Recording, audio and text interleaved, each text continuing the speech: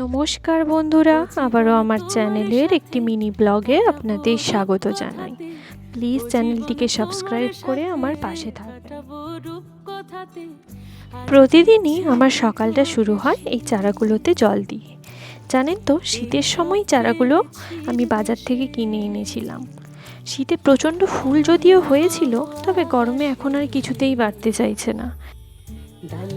এরপর বাগানের পরিচর্যা পর্ব শেষ করে আমি এক গ্লাস চিয়া সিডের শরবত খাই।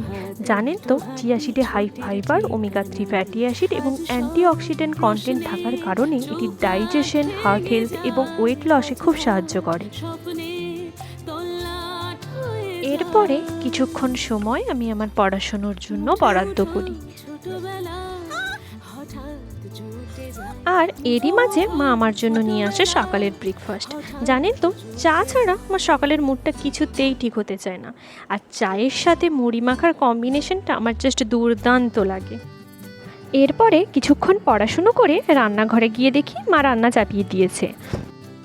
ব্যাস, তারপর আর কি, চান করে বসে বললাম খেতে। সাথে ছিল মাংসের পাতলা ঝোল আর আম।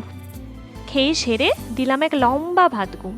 তারপর ঘুম থেকে উঠে মাঠে একটু বেরিয়েছিলাম। মাঠের এই জায়গাটা আমার অত্যন্ত প্রিয়। এখানে বসলে মনটা একদম ভালো হয়ে যায়, আর হাওয়াও দেয় খুব সুন্দর। দুপুরে একটু হেভি খাওয়া হয়ে গেছিল, তাই আর বেশি কিছু না খেয়ে সন্ধেবেলা চা আর বিস্কিট খেয়ে পড়তে গেলাম।